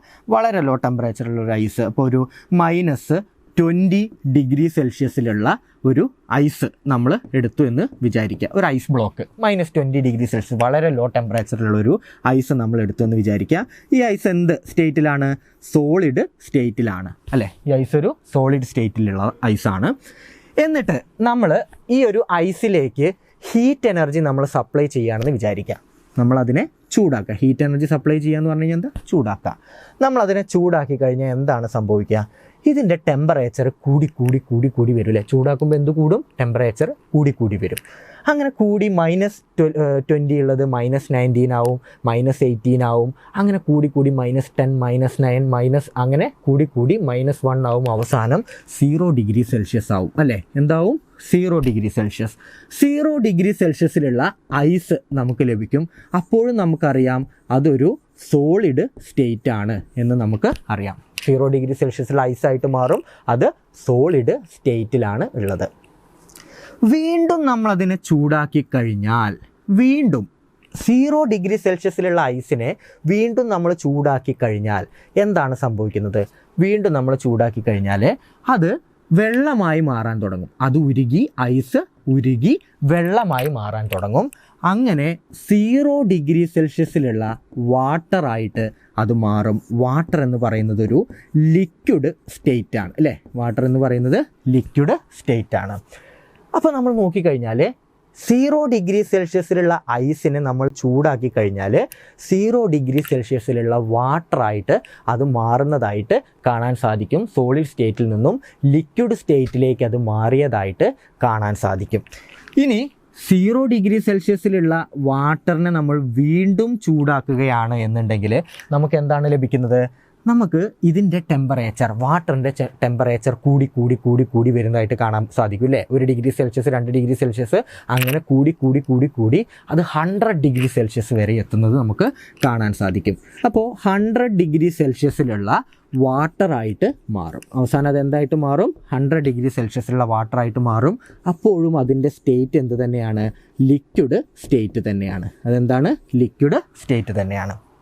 ഇനി 100 ഡിഗ്രി സെൽഷ്യസിലുള്ള വാട്ടറിനെ വീണ്ടും നമ്മൾ ചൂടാക്കി കഴിഞ്ഞാൽ എന്താണ് നമുക്ക് കിട്ടുന്നത്? അത് ആവിയായി മാറാൻ തുടങ്ങും അല്ലേ. 100 ഡിഗ്രി സെൽഷ്യസ് നമ്മുടെ നോർമൽ അറ്റ്മോസ്ഫിയറിക് കണ്ടീഷൻസിൽ വെള്ളം 100 ഡിഗ്രി സെൽഷ്യസിൽ എത്തിക്കഴിഞ്ഞാൽ എന്താവാൻ തുടങ്ങും? അത് ബോയിലാവാൻ തുടങ്ങും അല്ലേ, തിളയ്ക്കാൻ തുടങ്ങും. തിളച്ച് കഴിഞ്ഞാൽ അത് എന്തായിട്ട് മാറും? അത് നീരാവിയായിട്ട് അല്ലെങ്കിൽ സ്റ്റീമായിട്ട് മാറും. അങ്ങനെ 100 ഡിഗ്രി സെൽഷ്യസിലുള്ള സ്റ്റീമായിട്ട് അത് മാറും. 100 ഡിഗ്രി സെൽഷ്യസിലുള്ള സ്റ്റീമായിട്ട് മാറും. സ്റ്റീം എന്ന് പറയുന്നത് ഒരു ഗ്യാസ് ആണ് അല്ലേ, ഗേഷ്യസ് സ്റ്റേറ്റ് ആണ്. വീണ്ടും നമ്മളതിനെ ചൂടാക്കുകയാണ് എന്നുണ്ടെങ്കിൽ അതെന്തായിട്ട് മാറും? അതിൻ്റെ ടെമ്പറേച്ചർ ഇൻക്രീസ് ചെയ്ത് പോവും. 100 എന്നുള്ളത് 101, 102 അങ്ങനെ മേ ബി അതങ്ങനെ ഇൻക്രീസ് ചെയ്തുകൊണ്ടിരിക്കും. നമ്മളൊരു 120 ഡിഗ്രി സെൽഷ്യസ് വരെ നമ്മൾ ചൂടാക്കി എന്ന് വിചാരിക്കുക. അങ്ങനെ 120 ഡിഗ്രി സെൽഷ്യസ് വരെയുള്ള ഒരു സ്റ്റീമായി നമ്മളതിനെ ഹീറ്റ് ചെയ്തു എന്ന് വിചാരിക്കാം. അപ്പോൾ ഈ ഒരു പ്രോസസ്സ് നമ്മൾ നോക്കാം. ഇതൊരു ഐസിനെ, ഒരു -20 ഡിഗ്രി സെൽഷ്യസിലുള്ള ഐസിനെ നമ്മൾ എടുത്തുകൊണ്ട് ചൂടാക്കിയപ്പോൾ 0 ഡിഗ്രി സെൽഷ്യസിലുള്ള സോളിഡ് സ്റ്റേറ്റിൽ തന്നെയുള്ള ഒരു ഐസായിട്ട് അത് മാറി. അപ്പോൾ ഇവിടെ എന്താണ് ഈ രണ്ട് നമ്മൾ ഹീറ്റ് എനർജി നമ്മൾ സപ്ലൈ ചെയ്തപ്പോൾ സംഭവിച്ച മാറ്റം എന്താണ്? ടെമ്പറേച്ചർ ഇൻക്രീസ് ആവുകയാണ് ചെയ്തത്. അപ്പോൾ നിങ്ങൾ തെർമോഡൈനാമിക്സിൽ പഠിച്ച ചില ടോപ്പിക്കുകൾ ഞാനിവിടെ കടമെടുക്കുകയാണ്. ടെമ്പറേച്ചർ ഇൻക്രീസ് ഉണ്ടാക്കാൻ കഴിയുന്ന ഹീറ്റിനെയാണ് നമ്മൾ എന്ത് പറയുന്നത്? സെൻസിബിൾ ഹീറ്റ് എന്ന് പറയുന്നത്. എന്താണ്? സെൻസിബിൾ ഹീറ്റ് എന്ന് നമ്മൾ വിളിക്കുന്നത്. നമുക്ക് SH എന്ന് എഴുതാം, സെൻസിബിൾ ഹീറ്റ്. അപ്പോൾ നമുക്കറിയാം -20 ഡിഗ്രി സെൽഷ്യസിൽ നിന്ന് 0 ഡിഗ്രി സെൽഷ്യസിൽ എത്താൻ വേണ്ടിയിട്ട് നമ്മൾ സപ്ലൈ ചെയ്ത ഹീറ്റ് സെൻസിബിൾ ഹീറ്റാണെന്ന് നമുക്കറിയാം. ഇനി 0 ഡിഗ്രി സെൽഷ്യസിലുള്ള ഐസിനെ വീണ്ടും നമ്മൾ ചൂടാക്കിയപ്പോൾ 0 ഡിഗ്രി സെൽഷ്യസിൽ തന്നെയുള്ള വാട്ടറായിട്ടാണ് അത് മാറുന്നത്. അതിൻ്റെ ടെമ്പറേച്ചറിൽ ചേഞ്ച് വരുന്നില്ല. അപ്പോൾ പിന്നെ എന്താണ് നമ്മൾ കൊടുത്ത ഈ ഒരു ഹീറ്റ് എനർജിക്ക് എന്താണ് സംഭവിച്ചത്? എന്തിനു വേണ്ടിയിട്ടാണ് ആ ഒരു ഹീറ്റ് എനർജി ഉപയോഗിച്ചത്? ആ ഒരു ഹീറ്റ് എനർജി ഉപയോഗിക്കുന്നത് ഫേസ് ട്രാൻസ്ഫോർമേഷന് വേണ്ടിയിട്ടാണ്. അതായത് സോളിഡ് സ്റ്റേറ്റിൽ നിന്ന് ലിക്വിഡ് സ്റ്റേറ്റിലേക്ക് മാറുന്നതിന് വേണ്ടിയിട്ടാണ് നമ്മൾ അപ്പോൾ സപ്ലൈ ചെയ്തിട്ടുള്ള ഒരു ഹീറ്റ് എനർജി ഉപയോഗിക്കുന്നത്. അത്തരത്തിൽ ഫേസ് ട്രാൻസ്ഫോർമേഷന് വേണ്ടിയിട്ട് നമ്മൾ ഉപയോഗിക്കുന്ന ഹീറ്റ് എനർജിയെ നമ്മൾ ലേറ്റൻറ്റ് ഹീറ്റ് എന്നാണ് പറയുന്നത്. എന്താണ്? ലേറ്റൻറ്റ് ഹീറ്റ് എന്നാണ് നമ്മൾ പറയുന്നത്. ഇവിടെ മെൽറ്റിംഗ് ആണ് സംഭവിക്കുന്നത്. സോളിഡ് ലിക്വിഡായിട്ട് ഉരുകുകയാണ് ചെയ്യുന്നത്. അതുകൊണ്ട് നമ്മളതിനെ ലേറ്റൻറ്റ് ഹീറ്റ് ഓഫ് ഫ്യൂഷൻ എന്ന് നമ്മൾ പറയും. എന്താണ്? ലേറ്റൻറ്റ് ഹീറ്റ് ഓഫ് ഫ്യൂഷൻ എന്ന് നമ്മൾ വിളിക്കുന്നു. ഇനി അതിനുശേഷം 0 ഡിഗ്രി സെൽഷ്യസിലുള്ള വാട്ടർ, ലിക്വിഡ് സ്റ്റേറ്റിലുള്ള വാട്ടറിനെ വീണ്ടും നമ്മൾ ഹീറ്റ് ചെയ്ത് കഴിഞ്ഞാൽ 100 ഡിഗ്രി സെൽഷ്യസിലുള്ള വാട്ടറായിട്ടാണ് മാറുന്നത്. അപ്പോൾ ഇവിടെ ടെമ്പറേച്ചറാണ് ഇൻക്രീസ് ചെയ്യുന്നത്, സ്റ്റേറ്റിൽ ചേഞ്ച് വരുന്നില്ല. അതുകൊണ്ട് ഇവിടെയും നമ്മൾ സപ്ലൈ ചെയ്യുന്ന ഹീറ്റ് എന്താണ്? സെൻസിബിൾ ഹീറ്റാണ്. ഇനി 100 ഡിഗ്രി സെൽഷ്യസിലുള്ള വാട്ടർ സ്റ്റീമായിട്ട് മാറുന്ന സമയത്തോ 100 ഡിഗ്രി സെൽഷ്യസ് തന്നെയാണ് ടെമ്പറേച്ചർ. അവിടെ ടെമ്പറേച്ചർ ചേഞ്ച് ആകുന്നില്ല. പകരം ചേഞ്ച് ആകുന്നത് എന്താണ്? ലിക്വിഡ് ഫേസിൽ നിന്ന് ഗേഷ്യസ് ഫേസിലേക്കാണ് മാറുന്നത്. അതുകൊണ്ട് തന്നെ ഇവിടെ ഫേസ് ട്രാൻസ്ഫോർമേഷൻ വന്നത് കൊണ്ട് തന്നെ നമുക്കതിനെ ലേറ്റൻറ്റ് ഹീറ്റ് എന്ന് വിളിക്കാം. ഇവിടെ വേപ്പറൈസേഷനാണ് നടക്കുന്നത്, വേപ്പറായിട്ട് മാറുകയാണ് ലിക്വിഡ് പാർട്ടിക്കിൾസ്. അതുകൊണ്ട് നമുക്കതിനെ എന്ത് വിളിക്കാം? ലേറ്റൻറ്റ് ഹീറ്റ് ഓഫ് വേപ്പറൈസേഷൻ എന്ന് നമുക്ക് വിളിക്കാം. ലേറ്റൻറ്റ് ഹീറ്റ് ഓഫ് വേപ്പറൈസേഷൻ എന്ന് നമുക്ക് വിളിക്കാം. ലേറ്റൻറ്റ് ഹീറ്റ് ഓഫ് വേപ്പറൈസേഷൻ എന്ന് നമുക്ക് വിളിക്കാം. ഇനി അതിനുശേഷം 100 ഡിഗ്രി സെൽഷ്യസ് കഴിഞ്ഞാൽ പിന്നെ നമ്മൾ ഹീറ്റ് എനർജി കൊടുക്കുന്നതൊക്കെ എന്തായിട്ടാണ് മാറുന്നത്? അതൊക്കെ പിന്നെ അതിൻ്റെ ടെമ്പറേച്ചർ ഇൻക്രീസ് ചെയ്യുന്നതിന് വേണ്ടിയിട്ടാണ് ഉപയോഗിക്കുന്നത്. അതുകൊണ്ട് ഇതും എന്ത് തന്നെയാണ്? സെൻസിബിൾ ഹീറ്റാണെന്ന് നമുക്ക് വിളിക്കാം. ഇനി ഈ ഒരു പ്രോസസ്സ് നമുക്ക് തിരിച്ച് ചെയ്തൂടെ? തിരിച്ച് ചെയ്യാം. നമ്മൾ 120 ഡിഗ്രി സെൽഷ്യസ് ഉള്ള ഒരു സ്റ്റീം എടുത്തു കഴിഞ്ഞാൽ അതിൽ നിന്ന് ഹീറ്റ് എനർജി നമ്മൾ റിമൂവ് ചെയ്യുകയാണെന്ന് നമ്മൾ വിചാരിക്കുക. അപ്പോൾ ഹീറ്റ് എനർജി റിമൂവ് ചെയ്ത് കഴിഞ്ഞാൽ അത് എന്തായിട്ട് മാറും? 100 ഡിഗ്രി സെൽഷ്യസുള്ള സ്റ്റീമായിട്ട് മാറും. പിന്നെ ഹീറ്റ് റിമൂവ് ചെയ്ത് കഴിഞ്ഞാൽ അത് വാട്ടറായിട്ട് മാറും. അങ്ങനെ ഈ ഒരു പ്രോസസ്സ് ഹീറ്റ് ആഡ് ചെയ്യുമ്പോൾ നമുക്ക് ഈ ഒരു ഡയറക്ഷനിലാണ് കിട്ടിയതെങ്കിൽ ഹീറ്റ് റിമൂവ് ചെയ്യുമ്പോൾ നമുക്ക് ഓപ്പോസിറ്റ് ഡയറക്ഷനിൽ നമുക്ക് ടെമ്പറേച്ചർ ഡിക്രീസ് ആവുകയും ഫേസ് ട്രാൻസ്ഫോർമേഷൻ നടക്കുകയും ചെയ്യും അല്ലേ. അപ്പോൾ എന്തിനാണ് നമ്മൾ ഈ ഒരു മാറ്റം, ഈ ഒരു സബ്സ്റ്റൻസിൽ വരുന്ന ഈ ഒരു മാറ്റത്തിനെ കുറിച്ചിട്ട് ഡിസ്കസ് ചെയ്തത് എന്ന് നമുക്ക് നോക്കാം. നമ്മൾ ഈ ഒരു കാര്യം ഡിസ്കസ് ചെയ്തത് ഒരു റെഫ്രിജറേറ്റർ നമ്മൾ ഉപയോഗിക്കുകയാണെങ്കിൽ ആ റെഫ്രിജറേറ്ററിന് എത്രത്തോളം കപ്പാസിറ്റി ഉണ്ട്. റെഫ്രിജറേറ്റർ എന്തിനാണ് നമ്മൾ ഉപയോഗിക്കുന്നത്? ഒരു ലോ ടെമ്പറേച്ചർ ക്രിയേറ്റ് ചെയ്യുന്നതിനും അവിടെ മെയിൻറ്റെയിൻ ചെയ്യുന്നതിനും വേണ്ടിയിട്ടാണ് ഉപയോഗിക്കുന്നത്. അപ്പോൾ എത്രത്തോളം കപ്പാസിറ്റി അതിനുണ്ട്, അതായത് എത്രത്തോളം ലോഡ് അതിനെടുക്കാൻ കഴിയും. ലോഡ് എന്ന് പറഞ്ഞു കഴിഞ്ഞാൽ എന്താ, വളരെ ഹോട്ടായിട്ടുള്ള ഒരു ഒബ്ജക്റ്റ് ആണ് എന്നുണ്ടെങ്കിൽ അതിനെ തണുപ്പിക്കണമെങ്കിൽ ഒരുപാട് ഹീറ്റ് എനർജി പുറത്തേക്ക് കളയേണ്ടതായിട്ടുണ്ട്. അല്ലെങ്കിൽ ഒരുപാട് ആൾക്കാർ, ഇപ്പം നമ്മൾ ഒരുപാട് ഒബ്ജക്റ്റുകൾ അല്ലെങ്കിൽ വളരെ വലിയൊരു റൂമിനുള്ളിലേക്ക് ഒരുപാട് ഒബ്ജക്റ്റുകൾ, ഹോട്ടായിട്ടുള്ള ഒബ്ജക്റ്റുകൾ നമ്മൾ കയറ്റി വെച്ചിട്ട് അതിനെ തണുപ്പിക്കണം എന്നുണ്ടെങ്കിൽ നമുക്ക് ഒരുപാട് ഹീറ്റ് എനർജി പുറത്തേക്ക് കളയേണ്ടതായിട്ടുണ്ട്. അപ്പോൾ അതിനുള്ള കപ്പാസിറ്റി ഈ ഒരു റെഫ്രിജറേറ്ററിന് ഉണ്ടോ എന്നറിയണമെങ്കിൽ ഈ റെഫ്രിജറേറ്ററിൻ്റെ കപ്പാസിറ്റി എത്രത്തോളം, ഇതിന് എത്രത്തോളം ഹീറ്റ് എനർജിയെ റിമൂവ് ചെയ്യാനുള്ള കഴിവുണ്ട് എന്ന് നമുക്ക് അറിയേണ്ടതുണ്ട്. അപ്പോൾ അത് മെഷർ ചെയ്യുന്ന യൂണിറ്റിനെയാണ് നമ്മൾ എന്ത് പറയുന്നത്? ടൺ ഓഫ് റെഫ്രിജറേഷൻ എന്ന് പറയുന്നത്. അപ്പോൾ വളരെ ഇമ്പോർട്ടൻ്റ് ആയിട്ടുള്ളൊരു ടേമാണ്. റെഫ്രിജറേഷൻ എയർ കണ്ടീഷനിങ് നമ്മൾ പഠിക്കുന്ന സമയത്ത് അതിൻ്റെ കപ്പാസിറ്റിയെ സൂചിപ്പിക്കുന്ന ഒരു ടേമാണ് ടൺ ഓഫ് റെഫ്രിജറേഷൻ എന്ന് പറയുന്നത്. വളരെ ഇമ്പോർട്ടൻ്റ് ആയിട്ടുള്ള ടേമാണ് ടൺ ഓഫ് റെഫ്രിജറേഷൻ. അപ്പോൾ നമുക്ക് നോക്കാം എന്താണ് ton of refrigeration. Ton of refrigeration, അപ്പോൾ പേരിൽ തന്നെ ഒരു ടൺ ഉണ്ട് അല്ലേ. ടൺ എന്ന് പറഞ്ഞു കഴിഞ്ഞാൽ എന്താണ്? അത് വെയ്റ്റിനെയാണ് സൂചിപ്പിക്കുന്നത് അല്ലേ. ടൺ എന്ന് പറഞ്ഞു കഴിഞ്ഞാൽ അത് വെയ്റ്റിനെയാണ് സൂചിപ്പിക്കുന്നത്. അപ്പോൾ നമ്മൾ എന്താണ് ടൺ ഓഫ് റെഫ്രിജറേഷൻ എന്ന് നമുക്ക് നോക്കാം. നമ്മളൊരു 1 ടൺ വാട്ടർ നമ്മൾ എടുക്കുകയാണ്. 1 ടൺ വാട്ടർ നമ്മൾ എടുക്കുകയാണ്. അത് 0 ഡിഗ്രി സെൽഷ്യസിലുള്ള വാട്ടറാണ് നമ്മൾ എടുത്തിട്ടുള്ളത്. 1 ടൺ വാട്ടർ നമ്മൾ എടുത്തു, അത് 0 ഡിഗ്രി സെൽഷ്യസിലുള്ള വാട്ടറാണ്. ഈ 0 ഡിഗ്രി സെൽഷ്യസിലുള്ള 1 ടൺ വാട്ടറിനെ ഹീറ്റ് എനർജി അതിൽ നിന്ന് റിമൂവ് ചെയ്യുകയാണെങ്കിൽ, എന്നുണ്ടെങ്കിൽ അതിന് നമുക്ക് ഈക്വലൻ്റ് എമൗണ്ട് ആയിട്ടുള്ള, അതായത് 1 ടൺ ഓഫ് ഐസ് ആക്കി മാറ്റാൻ സാധിക്കും. 0 ഡിഗ്രി സെൽഷ്യസിൽ തന്നെയുള്ള ഐസാക്കി മാറ്റാൻ സാധിക്കും അല്ലേ. അതായത് ഫേസ് ട്രാൻസ്ഫോർമേഷൻ നടത്താൻ സാധിക്കും. വാട്ടറിൽ നിന്ന് ഹീറ്റ് എനർജി റിമൂവ് ചെയ്ത് കഴിഞ്ഞാൽ അതെന്തായിട്ട് മാറും? അതിൻ്റെ ഫേസ് ട്രാൻസ്ഫോം ചെയ്തിട്ട് എന്തായിട്ട് മാറും? അത് സോളിഡായിട്ട് മാറും. സോളിഡായിട്ടുള്ള ഐസായിട്ട് മാറും. ഈ ഒരു പ്രോസസ്സ് നമ്മൾ ചെയ്യുന്നതിന് വേണ്ടി നമ്മളൊരു 24 hours ടൈം എടുക്കുകയാണ്. അതായത് ഒരു 1 full day ഇൻ 24 hours. ഒരു 1 full day നമ്മൾ എടുക്കുകയാണ് ഈ ഒരു പ്രോസസ്സ് ചെയ്യുന്നതിന്. അപ്പോൾ 1 ton of ice at 0 degree സെൽഷ്യസിനെ ഹീറ്റ് റിമൂവ് ചെയ്തുകൊണ്ട് 1 ton of water at 0 degree സെൽഷ്യസിനെ ഹീറ്റ് റിമൂവ് ചെയ്തുകൊണ്ട് ഈക്വലൻ്റ് എമൗണ്ട്, അതായത് 1 ton of ice at 0 degree celsius ആക്കുന്നത് 24 മണിക്കൂറുകൾ കൊണ്ടാണെന്ന് വിചാരിക്കുക.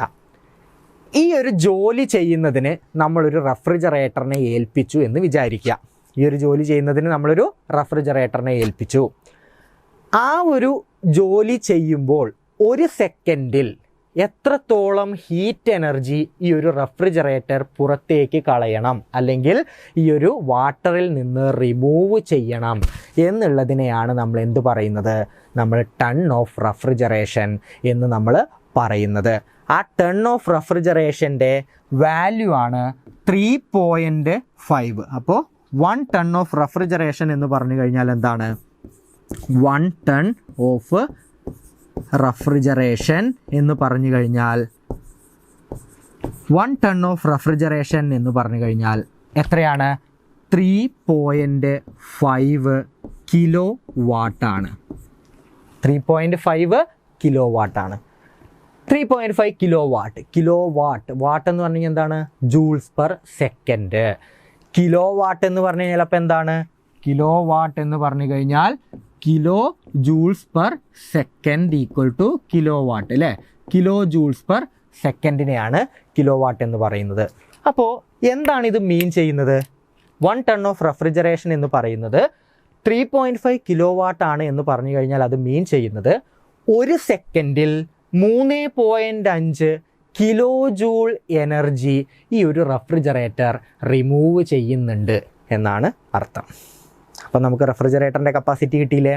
റെഫ്രിജറേറ്ററിന് 1 ടൺ കപ്പാസിറ്റി ഉണ്ട്, 1 ടൺ ഓഫ് റെഫ്രിജറേഷൻ കപ്പാസിറ്റി ഉണ്ട് എന്ന് പറഞ്ഞു കഴിഞ്ഞാൽ അതിൻ്റെ മീനിങ് എന്താണ്? ഒരു സെക്കൻഡിൽ 3.5 കിലോ ജൂൾസ് എനർജി അത് റിമൂവ് ചെയ്തുകൊണ്ടേയിരിക്കും എന്നാണ് അർത്ഥം. അപ്പോൾ എന്താണ് ഈ യൂണിറ്റുമായിട്ടുള്ള ബന്ധം എന്ന് നമുക്ക് നോക്കാം. ഇത്തരത്തിൽ ഒരു സെക്കൻഡിൽ 3.5 കിലോ ജൂൾ എനർജി റിമൂവ് ചെയ്തുകൊണ്ടേയിരിക്കുകയാണെങ്കിൽ 24 മണിക്കൂർ കൊണ്ട് 1 ടൺ ഓഫ് വാട്ടറിനെ 1 ടൺ ഓഫ് ഈക്വലൻ്റ് എമൗണ്ട് ആയിട്ടുള്ള 1 ടൺ ഓഫ് ഐസാക്കി മാറ്റാൻ സാധിക്കും. അതാണ് 1 ടൺ ഓഫ് റെഫ്രിജറേഷൻ. വളരെ വളരെ ഇമ്പോർട്ടൻ്റ് ആണ് 1 ton of refrigeration. 1 ton of റെഫ്രിജറേഷൻ്റെ വാല്യൂ ആണ് 3.5 കിലോ വാട്ട്. ഇനി ഇതിപ്പോൾ നമ്മൾ കിലോ വാട്ടിലാണ് എഴുതിയത്, നമുക്ക് യൂണിറ്റ് മാറ്റി എഴുതുകയാണ് എന്നുണ്ടെങ്കിൽ നമുക്ക് 1 ടൺ ഓഫ് റെഫ്രിജറേഷൻ എന്ന് പറയുന്നത് 3.5 കിലോ വാട്ടാണ്. ഇനി നമ്മളതിനെ കിലോ ജൂൾ പെർ മിനിറ്റിലേക്ക് കൺവേർട്ട് ചെയ്യുകയാണെങ്കിൽ 210 kilo joule per minute, 210 kilo joule per minute. അത് സെയിം എമൗണ്ട് ആണ് അല്ലേ. ഇനി അതിനെ നമ്മൾ കിലോ കലോറിയിലേക്ക് കൺവേർട്ട് ചെയ്യുകയാണെങ്കിൽ 50 കിലോ കലോറി പെർ മിനിറ്റ്. ഒരു മിനിറ്റിൽ 50 കിലോ കലോറി എനർജി അല്ലെങ്കിൽ ഹീറ്റ് എനർജി റിമൂവ് ചെയ്യാൻ സാധിക്കുമെന്നാണ് 1 ടൺ ഓഫ് റെഫ്രിജറേഷൻ്റെ മീനിങ്. അല്ലെങ്കിൽ ഒരു മിനിറ്റിൽ 210 കിലോ ജൂൾ എനർജി, ഒരു മിനിറ്റിൽ 210 കിലോ ജൂൾ എനർജി റിമൂവ് ചെയ്യാൻ റെഫ്രിജറേറ്ററിന് സാധിക്കുമെന്നാണ് 1 ടൺ ഓഫ് റെഫ്രിജറേഷൻ കൊണ്ട് അർത്ഥമാക്കുന്നത്. അപ്പോൾ ഇത് മൂന്നും ഒരേ വാല്യൂ തന്നെയാണ്, ഈക്വൽ വാല്യൂ തന്നെയാണ്. അത് കിലോ ജൂൾ പെർ മിനിറ്റിലേക്ക് അല്ലെങ്കിൽ കിലോ കാലോറി പെർ മിനിറ്റിലേക്ക് നമ്മൾ കൺവേർട്ട് ചെയ്തതാണെന്ന് മാത്രം. അപ്പോൾ വളരെ ഇമ്പോർട്ടൻ്റ് ആയിട്ടുള്ള ഒരു ടേമാണ് ടൺ ഓഫ് റെഫ്രിജറേഷൻ എന്ന് പറയുന്നത്. ഒരു റെഫ്രിജറേറ്ററിൻ്റെ കപ്പാസിറ്റിയെ സൂചിപ്പിക്കുന്നതാണ് ടൺ ഓഫ് റെഫ്രിജറേഷൻ എന്ന് പറയുന്നത്. ഓക്കെ, അപ്പോൾ നമ്മളിപ്പോൾ റെഫ്രിജറേറ്ററിൽ നിന്നാണ് വന്നത് അല്ലേ. അപ്പോൾ ഒരു റെഫ്രിജറേറ്റർ നമ്മൾ അതിൻ്റെ കപ്പാസിറ്റിയെ കുറിച്ചിട്ട് ഇപ്പോൾ നമ്മൾ ഡിസ്കസ് ചെയ്തു ഇല്ലേ. ഇപ്പോൾ നമ്മളൊരു റെഫ്രിജറേറ്റർ ഉണ്ടായിരുന്നു, ആ റെഫ്രിജറേറ്ററിന് ചുറ്റും ലിക്വിഡ് പാസ് ചെയ്യുന്നുണ്ടായിരുന്നു. അങ്ങനെ അതിന് ഹീറ്റ് എനർജി റിമൂവ് ചെയ്യുന്ന ആ ഒരു പ്രോസസ്സിനെ കുറിച്ചും ഒരു ലോ ടെമ്പറേച്ചർ മെയിൻറ്റെയിൻ ചെയ്യുന്ന ഒരു പ്രോസസ്സിനെ കുറിച്ചും നമ്മൾ പറഞ്ഞു. അപ്പോൾ നമുക്കറിയാം നമ്മുടെ അറ്റ്മോസ്ഫറിക് ടെമ്പറേച്ചർ 30 ഡിഗ്രി സെൽഷ്യസ് ആയിരുന്നു നമ്മൾ എടുത്തിരുന്ന കേസ്. അതുപോലെ ഉള്ളിൽ -4 ഡിഗ്രി സെൽഷ്യസ് ആയിരുന്നു നമ്മൾ എടുത്തിരുന്ന കേസ്. അപ്പോൾ നമുക്ക് നോക്കാം നമ്മൾ എന്താണ് യഥാർത്ഥത്തിൽ ആ ഒരു റെഫ്രിജറേറ്റർ കൊണ്ട് നമ്മൾ ചെയ്തത്. വളരെ ലോ ആയിട്ടുള്ള ഒരു ടെമ്പറേച്ചർ, വളരെ ലോ ആയിട്ടുള്ള ഒരു ടെമ്പറേച്ചർ. ആ ഒരു ലോ ആയിട്ടുള്ള ടെമ്പറേച്ചറിൽ നിന്ന് ഹീറ്റ് എനർജി എടുത്തുകൊണ്ട് നമ്മൾ ഹൈ ആയിട്ടുള്ള ടെമ്പറേച്ചറിലുള്ള അറ്റ്മോസ്ഫിയറിലേക്ക് നമ്മൾ ആ ഹീറ്റ് എനർജിയെ റിജക്റ്റ് ചെയ്യുകയാണ് ചെയ്തത്. ഇപ്പോൾ ലോ ടെമ്പറേച്ചറിലുള്ള ഫ്രീസറിനുള്ളിലുള്ള ലോ ടെമ്പറേച്ചറിലുള്ള അതായത് -4 ഡിഗ്രി സെൽഷ്യസ് എന്ന് പറയുന്ന ആ ഒരു ടെമ്പറേച്ചറിലുള്ള സ്റ്റോറേജ് സ്പേസിൽ നിന്ന് ഹീറ്റ് എനർജിയെ നമ്മൾ എടുത്തുകൊണ്ട് എങ്ങോട്ടാണ് നമ്മൾ കൊണ്ടു കളഞ്ഞത്? ഹൈ ടെമ്പറേച്ചറുള്ള അറ്റ്മോസ്ഫിയറിലേക്ക് നമ്മൾ റിജക്റ്റ് ചെയ്യുകയാണ് ചെയ്തത്. അത് ചെയ്യുന്നതിന് വേണ്ടിയിട്ട് നമ്മൾ ഉപയോഗിച്ച ഉപകരണമാണ് റെഫ്രിജറേറ്റർ. അത് ചെയ്യുന്നതിന് വേണ്ടിയിട്ട് നമ്മൾ ഉപയോഗിച്ച ഉപകരണമാണ് റെഫ്രിജറേറ്റർ. അപ്പോൾ ലോ ടെമ്പറേച്ചറിൽ നിന്ന് നമ്മൾ അബ്സോർബ് ചെയ്തെടുത്ത അല്ലെങ്കിൽ ആ ഒരു കോയിലിനുള്ളിലൂടെ പോയിരുന്ന ലിക്വിഡ് റെഫ്രിജറൻറ്റ് അബ്സോർബ് ചെയ്തെടുത്ത ഹീറ്റിൻ്റെ കണ്ടൻറ്റിനെ നമുക്ക് QL എന്ന് സൂചിപ്പിക്കാം അല്ലേ. ലോവർ ടെമ്പറേച്ചറിൽ നിന്നാണ് ആ ഒരു ലിക്വിഡ് ഹീറ്റ് അബ്സോർബ് ചെയ്തെടുത്തുകൊണ്ട് പോയത്, ആ റെഫ്രിജറൻറ്റ് ഹീറ്റ് അബ്സോർബ് ചെയ്തെടുത്തുകൊണ്ട് പോയത്. ആ അളവിനെ നമുക്ക് QL എന്ന് നമുക്ക് സൂചിപ്പിക്കാം. ഇനി ഇത് ഒരു ഹയർ ടെമ്പറേച്ചറിലേക്കാണ് റിജക്റ്റ് ചെയ്ത് കളഞ്ഞത്. ആ ഹയർ ടെമ്പറേച്ചറിലേക്ക് റിജക്റ്റ് ചെയ്ത് കളഞ്ഞ ഹീറ്റിനെ നമുക്ക് QH എന്ന് നമുക്ക് സൂചിപ്പിക്കാം.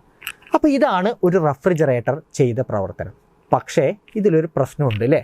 ഇത്തരത്തിൽ ഒരു ഉപകരണത്തിന് വർക്ക് ചെയ്യാൻ സാധിക്കുമോ? വീണ്ടും ഞാൻ തെർമോഡൈനാമിക്സിൽ നിങ്ങൾ പഠിച്ചിട്ടുള്ള കുറച്ച് ടോപ്പിക്കുകൾ കടമെടുക്കുകയാണ്. നമുക്കറിയാം ഇതൊരിക്കലും പോസിബിൾ അല്ല എന്ന് നമുക്കറിയാം അല്ലേ? ഒരു ലോവർ ടെമ്പറേച്ചറിൽ നിന്ന്, ഒരു ലോ ടെമ്പറേച്ചർ റിസർവോയറിൽ നിന്ന് ഹൈ ടെമ്പറേച്ചർ റിസർവോയറിലേക്ക് ഒരിക്കലും ഹീറ്റ് എനർജി സ്പോണ്ടേനിയസ് ആയിട്ട് ട്രാൻസ്ഫർ ആവില്ല. അതായത് അത് സ്വയം ഒരിക്കലും ട്രാൻസ്ഫർ ആവില്ല. ഹൈ ടെമ്പറേച്ചറിൽ നിന്ന് ലോ ടെമ്പറേച്ചറിലേക്കാണെങ്കിൽ അത് സ്വയം പോയിക്കോളും, ഹീറ്റ് എനർജി പോയിക്കോളും. പക്ഷേ ലോവർ ടെമ്പറേച്ചറിൽ നിന്ന് ഹൈ ടെമ്പറേച്ചറിലേക്ക് ഒരിക്കലും അത് സ്വയം മൂവ് ചെയ്യില്ല, പോവില്ല എന്ന് നമുക്കറിയാം അല്ലേ? അങ്ങനെ ചെയ്യണമെങ്കിൽ ഇവിടെ എന്താണ് യഥാർത്ഥത്തിൽ സംഭവിക്കുന്നത്? ലോ ടെമ്പറേച്ചർ ആയിട്ടുള്ള ആ ഒരു സ്റ്റോറേജ് സ്പേസിൽ നിന്ന് വീണ്ടും നമ്മൾ ഹീറ്റ് എനർജി എടുത്ത് ഹൈ ടെമ്പറേച്ചറിലേക്ക് കളയുകയാണ് ചെയ്യുന്നത്. അത് ചെയ്യണമെങ്കിൽ നമ്മളൊരു എക്സ്റ്റേണൽ എനർജി നമ്മൾ ആ ഡിവൈസിന് കൊടുത്തേ പറ്റൂ എന്ന് നമ്മൾ തെർമോഡൈനാമിക്സിൽ നമ്മൾ പഠിച്ചിട്ടുണ്ട്. ആ ഒരു എക്സ്റ്റേണൽ എനർജി നമ്മൾ കൊടുത്തേ പറ്റൂ, വർക്ക് ഇൻപുട്ട് നമ്മൾ കൊടുത്തേ പറ്റൂ, എങ്കിൽ മാത്രമേ ഇത് പോസിബിൾ ആവുകയുള്ളൂ. അതുകൊണ്ട് നമുക്ക് ഒരു വർക്ക് ഇൻപുട്ട് എന്ന് മെൻഷൻ ചെയ്തേ പറ്റൂ. നമുക്കറിയാം ഒരു റെഫ്രിജറേറ്റർ വർക്ക് ചെയ്യുന്ന സമയത്ത് നമ്മൾ വർക്ക് ഇൻപുട്ട് കൊടുക്കുന്നുണ്ട്. നമ്മളത് പവറിൽ പ്ലഗ് ചെയ്തിട്ടല്ലേ നമ്മൾ ഓൺ ചെയ്യുന്നത് അല്ലേ? അങ്ങനെയല്ലേ ആ ഒരു ഫ്രിഡ്ജിന് നമ്മൾ വർക്ക് ചെയ്യിപ്പിക്കുന്നത്. അപ്പോൾ നമുക്കറിയാം നമ്മളൊരു പവർ ഇൻപുട്ട് അതിന് കൊടുത്താൽ മാത്രമേ ഈ ഒരു പ്രോസസ്സ് സാധ്യമാവുകയുള്ളൂ എന്ന് നമുക്ക് അറിയാം. അപ്പോൾ ഇത്തരത്തിൽ ഒരു ഉപകരണം വർക്ക് ചെയ്യുകയാണെന്ന് വിചാരിക്കുക. ഇങ്ങനെ വർക്ക് ചെയ്യുന്ന ഒരു ഉപകരണത്തിൽ ഇനി നമുക്ക് പുതിയൊരു ടേം കൂടെ നമുക്ക് ഇൻട്രൊഡ്യൂസ് ചെയ്യാം. അപ്പോൾ നമ്മൾ വളരെ ഇമ്പോർട്ടൻ്റ് ആയിട്ടുള്ളൊരു ടേം നമ്മൾ പഠിച്ചു, ടൺ ഓഫ് റെഫ്രിജറേഷൻ, അല്ലെങ്കിൽ കപ്പാസിറ്റി, റെഫ്രിജറേറ്ററിൻ്റെ കപ്പാസിറ്റി നമുക്ക് അളക്കുന്നതിനുള്ള ഒരു ടേം നമ്മൾ പഠിച്ചു അല്ലേ? ഇനി നമുക്ക് വളരെ വളരെ ഇമ്പോർട്ടൻ്റ് ആയിട്ടുള്ള ഒരു ടേം കൂടി നമുക്ക് പഠിക്കാം, കോയിഫിഷ്യൻ്റ് ഓഫ് പെർഫോമൻസ്. എന്താണ് coefficient of performance? Coefficient of performance എന്ന് പറഞ്ഞു കഴിഞ്ഞാൽ എന്താണെന്ന് നമുക്ക് നോക്കാം. നമുക്കറിയാം ഒരു പെർഫോമൻസിൻ്റെ ഒരു മെഷറാണ് എന്ന് ഈ പേര് കേൾക്കുമ്പോൾ തന്നെ നമുക്കറിയാം അല്ലേ? എത്രത്തോളം നന്നായി ഈ ഒരു ഡിവൈസ് പെർഫോം ചെയ്യാൻ സാധിക്കും എന്നുള്ളതിൻ്റെ ഒരു മെഷറാണ് എന്നുള്ളത് നമുക്ക് പേര് കേൾക്കുമ്പോൾ തന്നെ അറിയാം. ഇതിന് നമുക്ക് ചുരുക്കി ഇത്രയും നീട്ടി എഴുതുന്നതിന് പകരം നമുക്ക് COP എന്ന് നമുക്ക് എഴുതാം. എന്താണ് COP? കോയിഫിഷ്യൻ്റ് ഓഫ് പെർഫോമൻസ് എന്ന് നമുക്ക് എഴുതാം. ഇനി ഇതിനെ മറ്റൊരു പേരിലും അറിയപ്പെടാറുണ്ട്, എനർജി പെർഫോമൻസ് റേഷ്യോ. എന്താണ്? എനർജി പെർഫോമൻസ് റേഷ്യോ അഥവാ EPR എന്നും ഇതിനെ അറിയപ്പെടാറുണ്ട്. എനർജി പെർഫോമൻസ് റേഷ്യോ എന്നും ഇത് അറിയപ്പെടാറുണ്ട്. ഇനി നമുക്ക് നോക്കാം എന്താണ് COP. നമ്മൾ പറഞ്ഞു ഒരു പെർഫോമൻസിൻ്റെ മെഷർമെൻ്റ് ആണ് എന്ന് പറഞ്ഞു അല്ലേ? അപ്പോൾ ഒരു ഉപകരണത്തിൻ്റെ പെർഫോമൻസ് നമ്മൾ എങ്ങനെയാണ് മെഷർ ചെയ്യുക? നമ്മൾ മെഷർ ചെയ്യണമെന്നുണ്ടെങ്കിൽ നമ്മൾ ഒരു ഉപകരണം അത് ഫങ്ഷൻ ചെയ്യുന്നതിന് നമ്മൾ എത്രത്തോളം ഇൻപുട്ടായിട്ട് കൊടുത്തു, അതിന് എത്രത്തോളം ഔട്ട്പുട്ട് നമുക്ക് തന്നു എന്നുള്ളതാണ് നമുക്ക് നോക്കുക അല്ലേ? നമ്മളൊരു വെഹിക്കിൾ എടുക്കുകയാണെന്ന് വിചാരിക്കുക, നമ്മളൊരു ബൈക്ക് എടുത്തു കഴിഞ്ഞാൽ നല്ല പെർഫോമൻസ് ഉണ്ടോ നമ്മൾ എങ്ങനെയാണ് നമ്മൾ പറയുക? നമ്മൾ അതിന് ചിലവാക്കുന്ന ഫ്യൂവൽ, നമ്മൾ അതിനടിക്കുന്ന പെട്രോൾ, അതിനനുസരിച്ചിട്ടൊരു പെർഫോമൻസ് നമുക്ക് അത് തിരിച്ചു തരുന്നുണ്ടോ എന്നാണ് നമ്മൾ നോക്കുക അല്ലേ?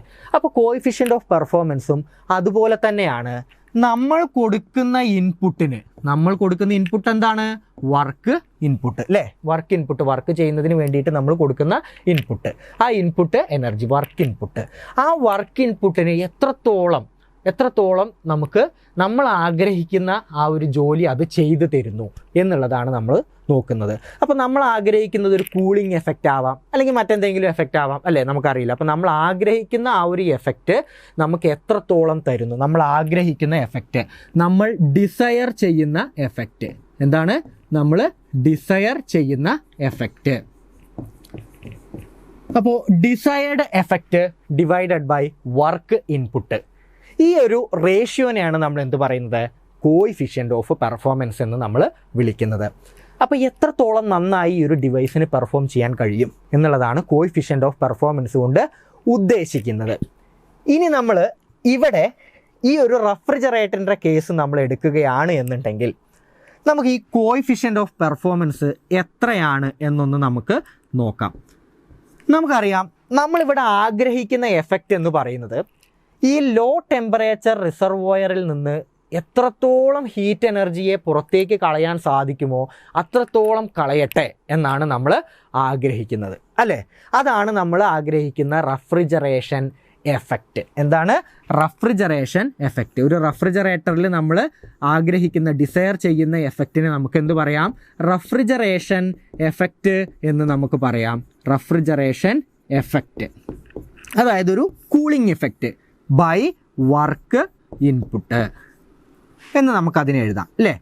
ഇനി നമ്മൾ നോക്കുകയാണ് ഈ റഫ്രിജറേഷൻ എഫക്റ്റ് ഇവിടെ എന്താണെന്ന് നോക്കിക്കഴിഞ്ഞാൽ ലോ ടെമ്പറേച്ചർ റിസർവോയറിൽ നിന്ന് അല്ലെങ്കിൽ ലോ ടെമ്പറേച്ചറിലെ സ്റ്റോറേജ് സ്പേസിൽ നിന്ന് എത്രത്തോളം എനർജീനെയാണോ അത് റിമൂവ് ചെയ്ത് കളയുന്നത്, അതായത് QL എമൗണ്ട് ഓഫ് എനർജീനെയാണ് അത് റിമൂവ് ചെയ്ത് കളഞ്ഞത്. അപ്പോൾ QL amount of energy remove ചെയ്യുക എന്നുള്ളതാണ് നമ്മുടെ ഡിസൈഡ് എഫക്റ്റ്. അതാണ് നമ്മൾ ആഗ്രഹിക്കുന്നത്. ഈ QL എത്രത്തോളം ഹൈ ആവുന്നു അത്രത്തോളം നമുക്ക് നല്ലത് എന്നാണ് നമ്മൾ ആഗ്രഹിക്കുന്നത്. അപ്പോൾ QL amount of energy remove ചെയ്തോട്ടെ എന്നാണ് നമ്മൾ ആഗ്രഹിക്കുന്നത്. അപ്പോൾ നമ്മൾ ആഗ്രഹിക്കുന്ന effect QL divided by work input.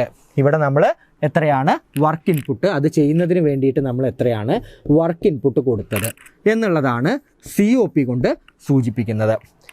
ഇനി നമ്മൾ നോക്കുകയാണ് എന്നുണ്ടെങ്കിൽ ഒരു വർക്ക് ഇൻപുട്ട് എന്താണ് എന്ന് നമ്മൾ നോക്കുകയാണെങ്കിൽ നമുക്കറിയാം എനർജിയെ നമുക്ക് ക്രിയേറ്റ് ചെയ്യാനോ ഡിസ്ട്രോയ് ചെയ്യാനോ ഒന്നും സാധിക്കില്ല എന്ന് നമുക്കറിയാം. നമ്മളത് തെർമോഡൈനാമിക്സിൽ പഠിച്ചിട്ടുള്ളതാണ്. അപ്പോൾ ഇവിടെ നിന്ന് QL amount of heat energy പോകുന്നു, ഇവിടെ നിന്ന് ഇത്രയും വർക്ക് ഇൻപുട്ട് അതിന് കിട്ടുന്നു, അത്രയും വർക്ക് ഇൻപുട്ട് അതുപോലെ ഇത്രയും എമൗണ്ട് ഓഫ് ഹീറ്റ് എനർജി റെഫ്രിജറേറ്ററിലേക്ക് വന്നു കഴിഞ്ഞാൽ ഈ എനർജി ഒരിക്കലും അവിടെ നിന്ന് നശിച്ചു പോവുകയില്ല, അത് മറ്റെവിടേക്കെങ്കിലും പോവുകയേ ചെയ്യുള്ളൂ. അങ്ങനെ പോകുന്നത് എങ്ങോട്ടാണ്? QH അല്ലെങ്കിൽ ഹയർ ടെമ്പറേച്ചർ റിസർവോയറിലേക്ക് റിജക്റ്റ് ചെയ്ത് കളയുകയാണ് ചെയ്യുന്നത്. അപ്പോൾ തീർച്ചയായിട്ടും ഇങ്ങനെ പോകുന്ന QH എന്ന് പറയുന്നത് QLൻ്റെയും വർക്ക് ഇൻപുട്ടിൻ്റെയും സമ്മേഷൻ ആയിരിക്കും. ഒരിക്കലും ഇതിന് ഈ എനർജിക്ക് നശിച്ചു പോകാൻ സാധിക്കില്ല. അപ്പോൾ QL പ്ലസ് വർക്ക് ഇൻപുട്ടാണ് QH എന്ന് നമുക്കറിയാം. അപ്പോൾ നമുക്ക് നോക്കാം. QH എന്ന് പറയുന്നത് എന്താണെന്ന് നമുക്കറിയാം. QL പ്ലസ് വർക്ക് ഇൻപുട്ടാണെന്ന് നമുക്ക് അറിയാം. അപ്പോൾ നമുക്ക് നോക്കാം വർക്ക് ഇൻപുട്ട് എന്താണെന്ന് നമുക്ക് നോക്കാം. വർക്ക് ഇൻപുട്ട് എന്ന് പറയുന്നത് നമുക്ക് QH മൈനസ് QL എന്ന് നമുക്ക് എഴുതാൻ സാധിക്കും, അല്ലേ? വർക്ക് ഇൻപുട്ടിനെ അവിടെ നിർത്തി QLനെ പുറത്തേക്ക് കൊണ്ടുവന്നു കഴിഞ്ഞാൽ QH മൈനസ് QL നമുക്ക് എഴുതാൻ പറ്റും. അത് നമുക്കിവിടെ സബ്സ്റ്റിറ്റ്യൂട്ട് ചെയ്ത് കൊടുക്കാം. QL ഡിവൈഡഡ് ബൈ വർക്ക് ഇൻപുട്ടിനെ നമുക്ക് QH മൈനസ് QL എന്ന് എഴുതാം.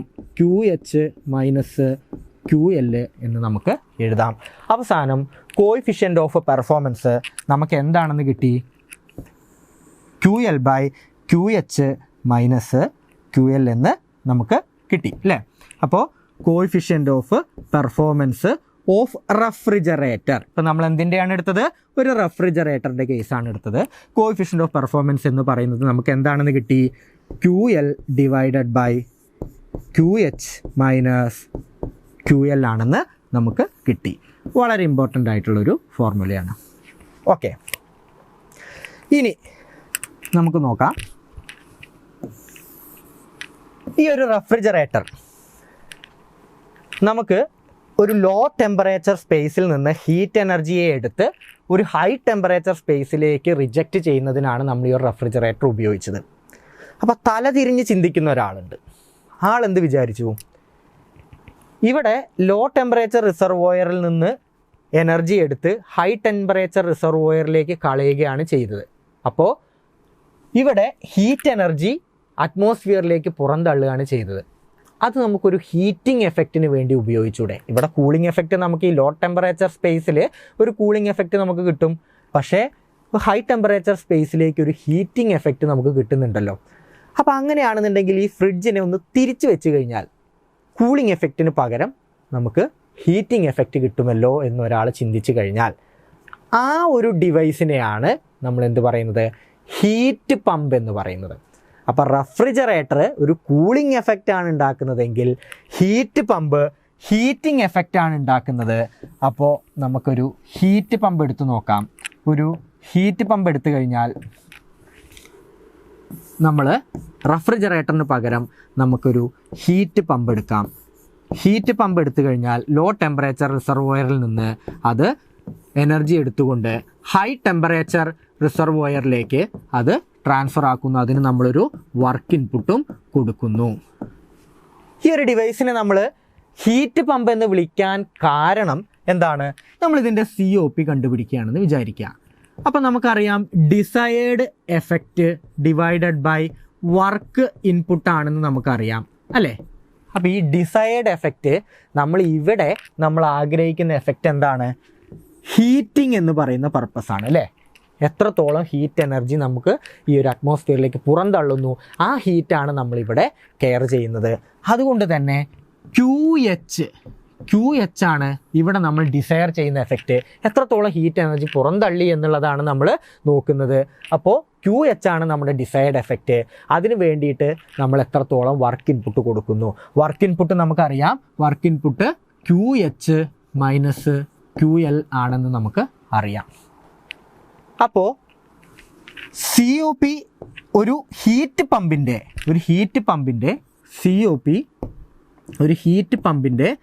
COP എന്ന് പറയുന്നത് എന്താണെന്ന് നമുക്ക് കിട്ടി? QH divided by QH minus QL ആണെന്ന് നമുക്ക് കിട്ടി. ഇതും വളരെ ഇമ്പോർട്ടൻ്റ് ആയിട്ടുള്ള ഒരു ഫോർമുലയാണ്. അപ്പോൾ നമ്മൾ നോക്കാം, റെഫ്രിജറേറ്ററിൻ്റെ COP എന്ന് പറയുന്നത് നമുക്ക് എന്താണ് കിട്ടിയത്? QL divided by QH minus QL ആണ് കിട്ടിയത്. ഇനി ഹീറ്റ് പമ്പിൻ്റെ COP എന്ന് പറയുന്നത് നമുക്ക് QH divided by QH minus QL ആണ് കിട്ടിയത്. അപ്പോൾ ഇങ്ങനെ കിട്ടിയപ്പോൾ ഇത് തമ്മിലൊരു സാമ്യം തോന്നിയപ്പോൾ ഞാൻ ഒരു കാര്യം ചെയ്ത് നോക്കുകയാണ്. നമുക്ക് റെഫ്രിജറേറ്ററിൻ്റെ COP എടുത്തുകൊണ്ട് റെഫ്രിജറേറ്ററിൻ്റെ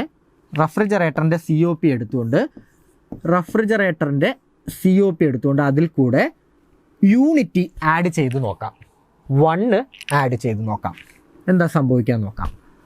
റെഫ്രിജറേറ്ററിൻ്റെ COP എന്ന് പറയുന്നത് QL divided by QH minus QL ആണെന്ന് നമുക്കറിയാം അല്ലേ? അതിൽ കൂടെ 1 ആഡ് ചെയ്ത് കഴിഞ്ഞാൽ എന്ത് സംഭവിക്കും? QL plus QH minus QL divided by താഴെ എന്താണുള്ളത്? QH minus QL. Plus QL ഉണ്ട്, മൈനസ് QL ഉണ്ട്, രണ്ടും ക്യാൻസലായി കഴിഞ്ഞാൽ മുകളിൽ എന്ത് മാത്രമാണ് ബാക്കിയുള്ളത്? QH മാത്രമാണ് ബാക്കിയുള്ളത്. QH divided by QH minus QL. വളരെ ഇൻട്രസ്റ്റിംഗ് ആയിട്ടുള്ളൊരു കാര്യമാണ് നമുക്ക് കാണാൻ സാധിച്ചത് അല്ലേ? എന്താണ്? COP ഓഫ് റെഫ്രിജറേറ്ററിൽ കൂടെ 1 ആഡ് ചെയ്ത് കഴിഞ്ഞാൽ നമുക്ക് കിട്ടുന്നത് എന്താണ്? ഇതെന്താണ്? ഇത് നമ്മൾ എവിടെയോ കണ്ടിട്ടുണ്ടല്ലോ. ഇതാണ് COP ഓഫ് ഹീറ്റ് പമ്പ് അല്ലേ? അപ്പം നമുക്ക് ഒരു ഇൻട്രസ്റ്റിംഗ് ആയിട്ടുള്ളൊരു റിലേഷനാണ് നമുക്ക് കിട്ടിയിട്ടുള്ളത്. എന്താണ് നമുക്ക് കിട്ടിയിട്ടുള്ള റിലേഷൻ? COP ഓഫ് റെഫ്രിജറേറ്ററിൽ കൂടെ 1 ആഡ് ചെയ്ത് കഴിഞ്ഞാൽ COP ഓഫ് റെഫ്രിജറേറ്ററിൽ കൂടെ 1 ആഡ് ചെയ്ത് കഴിഞ്ഞാൽ നമുക്ക് എന്താണ് കിട്ടുക?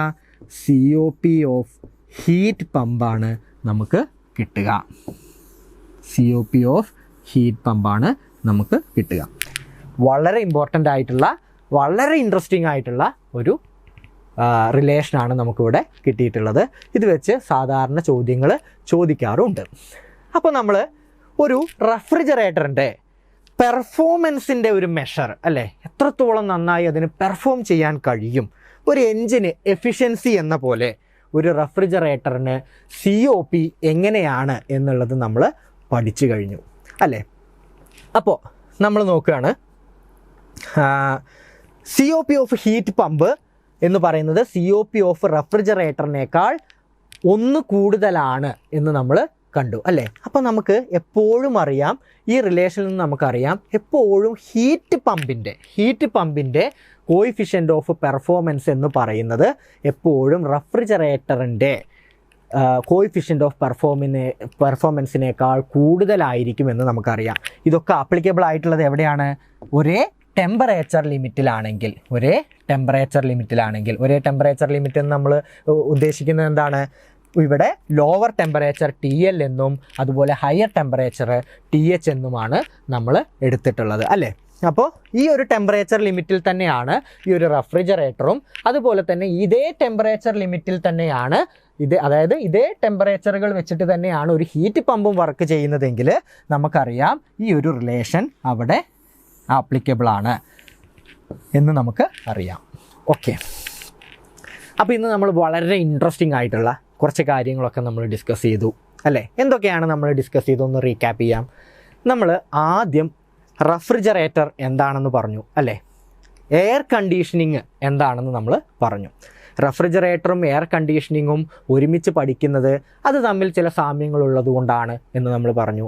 അതുപോലെ തന്നെ എന്നാൽ റെഫ്രിജറേറ്റർ ഒരു സെപ്പറേറ്റ് എക്യുപ്മെൻറ്റും എയർ കണ്ടീഷണർ ഒരു സെപ്പറേറ്റ് എക്യുപ്മെൻറ്റും ആകാൻ കാരണമായിട്ടുള്ള അതിൻ്റെ വ്യത്യാസങ്ങൾ, എയർ കണ്ടീഷണറിലും റെഫ്രിജറേറ്ററിലുള്ള വ്യത്യാസങ്ങളെക്കുറിച്ച് നമ്മൾ വളരെ ഷോർട്ടായിട്ടൊന്ന് നമ്മൾ ഡിസ്കസ് ചെയ്തു. അതിനുശേഷം നമ്മൾ എന്താണ് ചെയ്തത്? നമ്മൾ വളരെ ഇമ്പോർട്ടൻ്റ് ആയിട്ടുള്ള ഒരു റെഫ്രിജറേറ്ററിൻ്റെ കപ്പാസിറ്റിയെ കുറിച്ച് പഠിക്കുന്ന ടൺ ഓഫ് റെഫ്രിജറേഷൻ എന്ന് പറയുന്ന ഒരു ടേം നമ്മൾ ഇൻട്രൊഡ്യൂസ് ചെയ്തു.